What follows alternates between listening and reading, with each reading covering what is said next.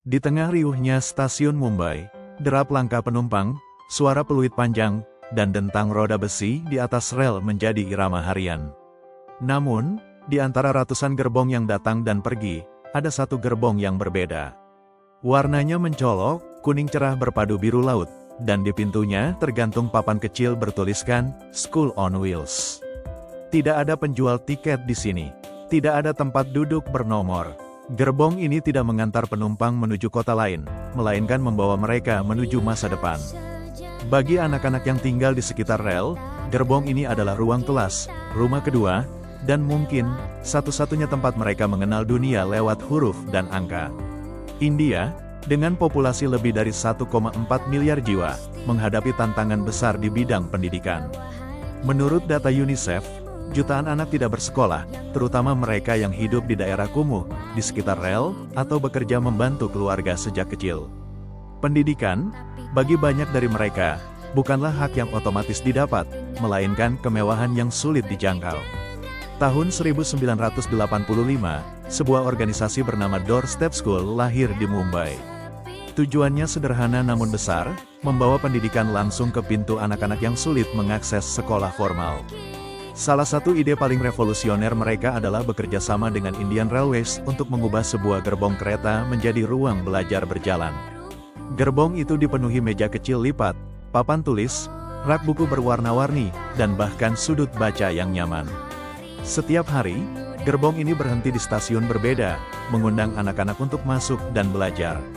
Saat pintu gerbong dibuka, suara tawa anak-anak langsung memenuhi udara. Lantai ditutupi karpet warna-warni. Meja lipat diletakkan berjejer di kedua sisi, sementara di ujung gerbong berdiri papan tulis besar. Di rak buku, tersusun cerita anak, kamus bergambar, hingga buku sains sederhana. Guru-guru di sini tahu bahwa banyak murid yang belum pernah memegang pensil. Pelajaran dimulai dari hal paling mendasar, mengenal huruf, menulis nama, menghitung jari, dan membaca kata-kata sederhana. Tapi metode pengajaran mereka istimewa, tidak kaku, melainkan interaktif, penuh permainan, lagu, dan cerita. Selain akademik, kereta ini juga mengajarkan keterampilan hidup, bagaimana mencuci tangan, menjaga kebersihan, berbicara sopan, hingga memahami pentingnya merawat lingkungan. Kadang, guru membawa boneka tangan untuk menjelaskan cerita moral. Kadang mereka mengajak murid bermain peran, seperti menjadi dokter, guru, atau pedagang, agar anak-anak berani bermimpi. Salah satu anak bernama Raffi, 9 tahun, dulunya membantu ayahnya menjual teh di peron. Hidupnya berpindah dari satu stasiun ke stasiun lain. Ia tidak tahu membaca papan nama atau menghitung uang dengan benar. Namun sejak masuk ke gerbong sekolah, Raffi mulai mengenal huruf satu persatu. Kini ia bisa membaca nama stasiun yang dilewati kereta, menghitung kembalian, bahkan menulis surat sederhana kepada temannya. Lalu ada Mira, 11 tahun, yang selalu membawa adiknya ke kelas.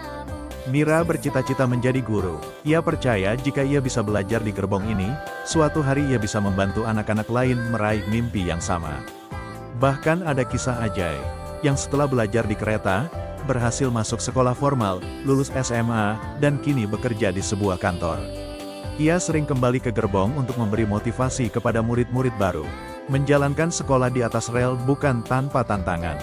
Dana operasional terbatas, perawatan gerbong membutuhkan biaya besar, dan ada hari-hari ketika hanya sedikit anak yang datang karena mereka harus membantu orang tua bekerja. Guru juga menghadapi tantangan psikologis. Beberapa murid datang dari latar belakang keluarga yang penuh tekanan. Mereka perlu membangun kepercayaan, meyakinkan anak-anak bahwa di sini mereka aman, didengar, dan dihargai. Namun semangat para guru luar biasa. Bagi mereka, setiap anak yang bisa menulis namanya sendiri adalah sebuah kemenangan. Setiap senyum yang muncul adalah tanda bahwa perjuangan mereka berarti. Sejak diluncurkan pada 1985, School on Wheels telah membantu ribuan anak mengenal dunia pendidikan. Banyak yang akhirnya melanjutkan ke sekolah formal, beberapa mendapatkan beasiswa, dan tak sedikit yang kembali menjadi relawan. Kereta ini juga mengubah pandangan masyarakat sekitar. Orang tua yang awalnya ragu kini mulai mendorong anak mereka ikut belajar. Perubahan ini menunjukkan bahwa pendidikan bukan hanya mengubah individu, tetapi juga komunitas secara keseluruhan.